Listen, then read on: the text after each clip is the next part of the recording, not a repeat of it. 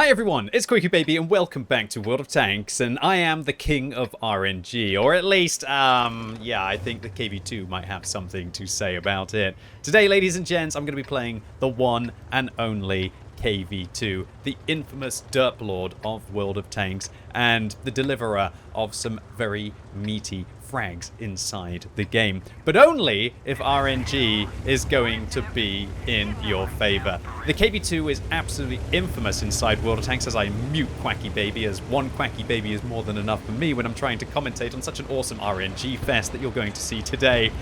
This vehicle used to be a tier 5 tank back in the day. It was just called the KV. It wasn't called anything more. Can you believe that this vehicle used to be tier 5 back in the day? Although, funnily enough, most KV players, when it was tier 5, used the 107mm and they didn't use this big old derpy gun. When it was moved up to tier 6 and high explosive rounds became kind of more of a thing. I mean, they've always been a thing, but they became even more of a thing. And especially when you could load gold rounds for credits instead with these 700 alpha and 136mm of penetration. The KV2 definitely became more of use the derp gun. And this gun with intuition as well is awesome because you can switch out in like 3 or 4 seconds depending on the flavor of tank that you're going to be shooting.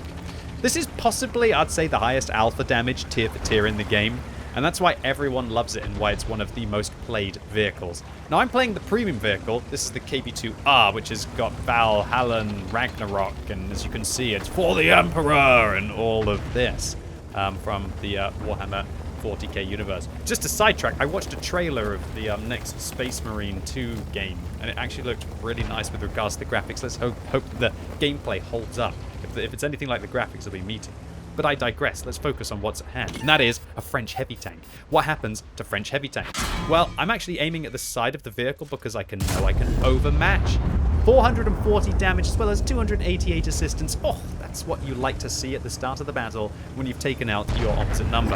And considering that they were called Quarky, well, QuickyBaby has something to say about you being called Quarky, mate. There can only be one Quarky here. I mean, was it not obvious enough? I actually muted myself inside the game. I had to mute the ARL at the start of this battle as well, if you know what I'm saying.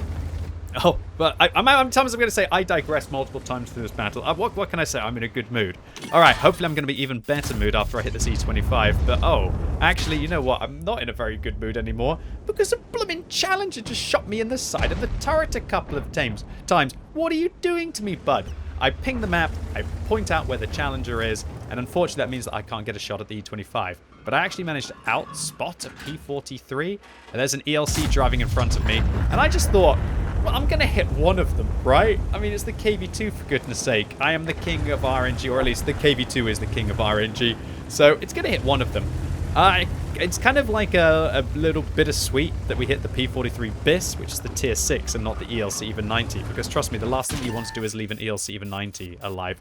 And this Challenger, I just decided I've had enough of you, so I decided let's let the chips fall where they may. I'm going to give you a shell anyway, and boom, 777 damage to the Challenger, leaving us on 69 hit points.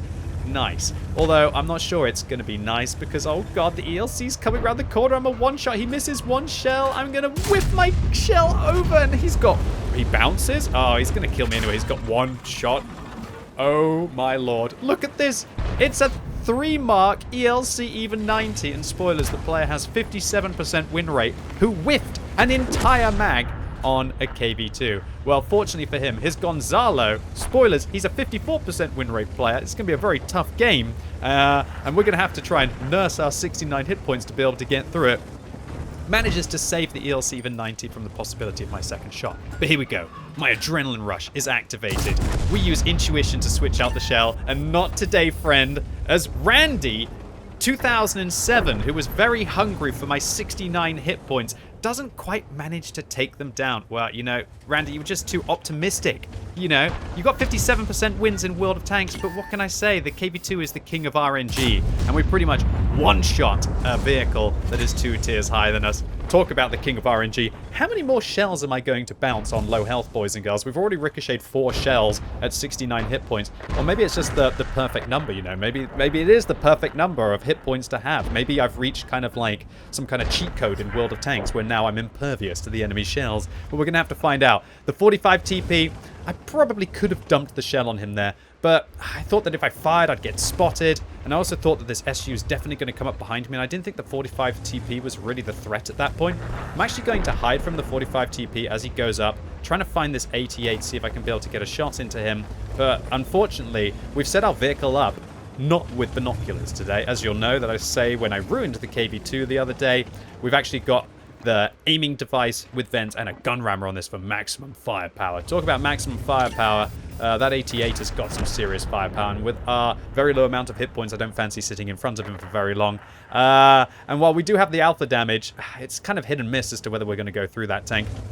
Maybe if I reload HE, I could be able to take him out in a couple of shots, but I'm a little bit worried as well about this 45 TP, who's just trying to depress the gun enough. He's near the wreck of his ELC, even 90 friend, and we are slowly but surely turning this 45 TP into a wreck, dealing 684 damage with another AP shell.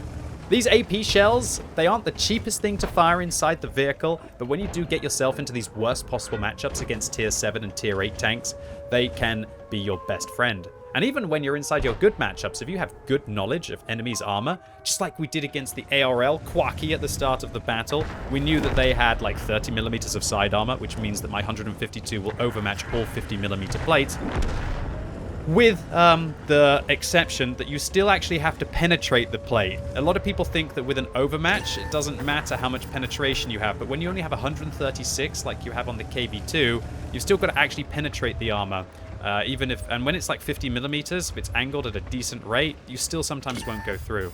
So our hero was a G-Saw 10-8. They went in, they interrupted the cap circle, and the Gonzalo decided to just stop capping. Well, thanks, Gonzalo. Maybe he thinks the Crusader is going to go and interrupt him. 45 TP falls off the cliff, decides to try and get the shot into me, but wham bam, thank you ma'am, as we finish off our third kill of the game, now up to near 4,000 damage in a tier 6 heavy.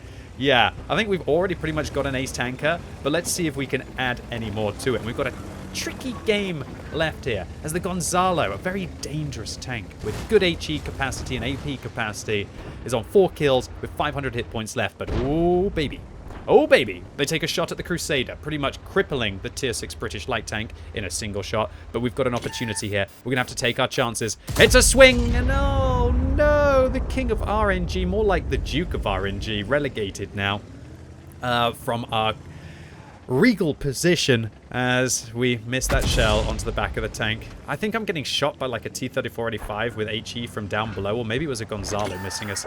Either way, the Gonzalo decides to go and chase the Crusader SP as they were locked in combat with the 88. And now, the king of RNG is now the king of the hill. And yeah, you don't really want to have one of the hardest hitting tanks in the game above you. I decide that, well, we're going to go and take a little bit of a stroll down into the fields below my my kingly estate at the top here to see if we can find whether the T-3485M has a very tasty backside.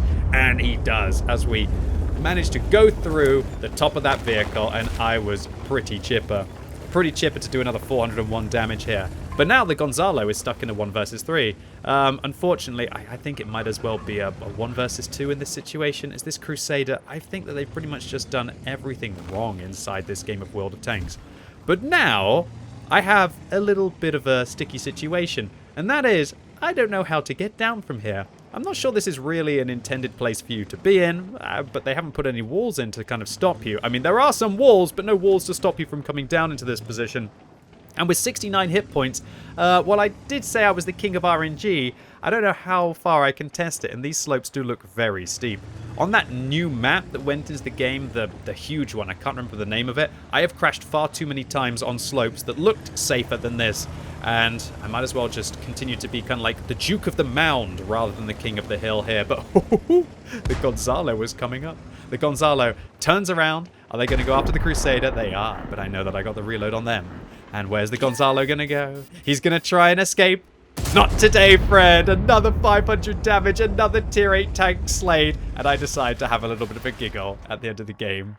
while the Crusader SP has left a live saying, GG, good job. As at least I tested whether my RNG would keep me alive at falling off, like, I don't know, like a 20-meter cliff. Spoilers, it doesn't look like it did. However, we sacrificed those final 69 hit points that did so much damage in this game. I think we did probably about 3,000 or 4,000 damage with 69 hit points against tier 7 and tier 8 tanks. Ladies and gents, boys and girls, this was one of my favorite KV2 games of all time. That was truly rock and roll. So an ace tanker here for our 2011 base experience. And remember, you actually get a little bit of flat experience for surviving inside World of Tanks. So I kind of screwed myself over there a little bit with that swan dive at the end. Nevertheless, this was an epic victory against some epic opponents, still making 51,000 credits and just proving why the KV2 truly is the king of RNG. Anyway, ladies and gents, boys and girls, that was it for today. Really hope you enjoyed this video. If you did, give it a thumbs up. If you hated it, give it a thumbs down. And if you want to see even more ridiculous moments like this, I'm going live all day on twitch.tv/QuickyBaby, giving away new drop tokens. And this is the final week, so the last chance to be able to get the extra ones that you need to be able to get the T14 heavy. So make sure you spend all of your tokens after this week, otherwise they will disappear before the next monthly drops possibly begins. So really looking forward to seeing all of you live right now on twitch.tv/QuickyBaby. And as always, thank you so much for watching. You've been epic, and hopefully I'll see you soon.